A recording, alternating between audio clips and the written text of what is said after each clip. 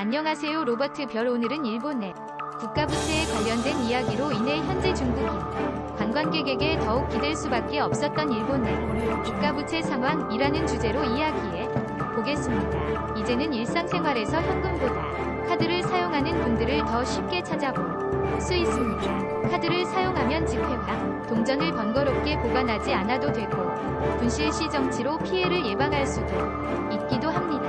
은행이나 카드사에서 각종 혜택을 제공하기 때문에 이를 잘 활용할 수도 있죠. 대다수의 카드들은 해외에 나가서도 이용할 수 있습니다. 또 요즘에는 삼성페이와 카카오페이 등이 등장하며 결제가 더욱 간편해지고 있는 추세입니다. 그런데 세계적인 추세와 반대로 일본은 유난히 현금을 선호하는데요. 그러다 보니 카드 결제 시스템도 제대로 발전하지 못했습니다. 왜 아직도 일본인들은 현금을 좋아하는 것일까요? 시간을 거슬러 올라가 1946년으로 돌아가 보겠습니다. 해전이 선언되고 일본의 경제는 매우 어려워집니다. 통화량의 증대로 화폐의 가치가 하락하고 모든 상품의 물가가 전반적으로 꾸준히 오르는 인플레이션 현상까지 발생하는 상황이었죠. 전쟁을 할 때 물자 생산을 위해서 돈이 필요했던 일본은 국채를 발행했었는데요. 국채 만기도 다가오는 상황까지 치닫게 되었습니다. 어떻게든 국채 만기로 인한 부도를 막아야 했던 일본 정부는 한 가지 발상을 하게 됩니다. 그 발상은 다름 아닌 예금 봉쇄였는데요. 예금 봉쇄가 되면 말 그대로 예금의 지불이 제한됩니다. 그렇게 되면 아주 소액의 금액만 인출할 수 있는데요. 우리나라의 경우 긴급통화조치 때에만 이를 시행한 바 있습니다. 하지만 일본은 당시 인플레이션과 국제 만기를 막기 위해 극단적인 발상으로 예금 봉쇄를 시행하게 됩니다. 예금 공사는 1946년 2월 바로 실행되었고 이로부터 9개월 뒤 일본 정부에서는 세금 및 재산세라는 명목으로 국민들의 예금에서 25%에서 최대 90%에 달하는 돈을 가져갔습니다. 10만엔 이상의 예금과 주택 전달과 주식 등 다양한 자산에 세금을 부과했죠.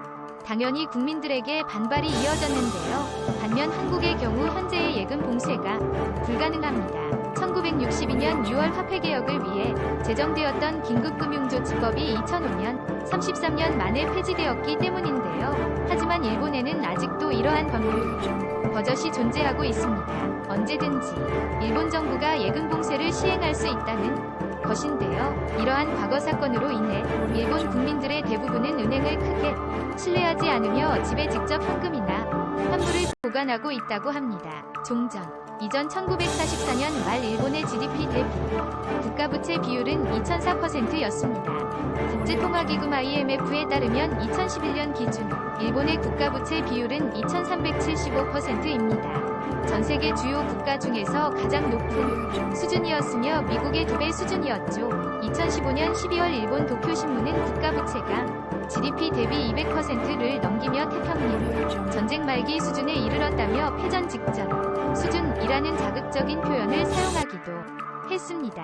국채를 담보로 해서 돈을 무제한 시장에 공급하자라는 발상이 기본적으로 깔려있는 아베노믹스로 인해 일본의 국가부채 비율은 1946년 당시보다 훨씬 높게 치솟아 있는 상태입니다. 경제의 규모가 당시와는 다르다는 전제가 있기는 하지만 일본인들의 입장에서 언제 또 예금 봉사를 할지 모른다는 불안감은 공공연하게 퍼져나가고 있다고 합니다. 일본 정부는 관광산업을 활성화시켜 경제를 살리기 위해 2020년 관광객 4천만 명이라는 목표를 세우고 관광객 유치에 열을 올리는 상황이었습니다. 하지만 한일 관계가 악화되면 한국 여행객이 급감했고 목표를 이루기 어려울 것이라는 예측이 이어졌습니다. 일본은 중국인 관광객 유치에 힘을 썼고 한국 관광객이 급감한 상황에서 중국 관광객은 버팀목이 되어 왔는데요. 그러나 중국에 의한 폐렴 확산을 막기 위해 자국민의 해외 단체 관광을 전면 금지하고 일본 관광업계는 초비상 사태가 되었습니다. 만에 의한 폐렴 사태가 단기화한다면 도쿄올림픽 성공에도 큰 걸림돌이 될 수 있어 경제 전망은 더욱 어두워지고 있습니다. 오늘 영상은 여기서 마치겠습니다. 유익하게 받으셨다면 그것만으로도 감사합니다. 늘 새롭고 정확한 뉴스를 전달해드리는 로버트 보내겠습니다.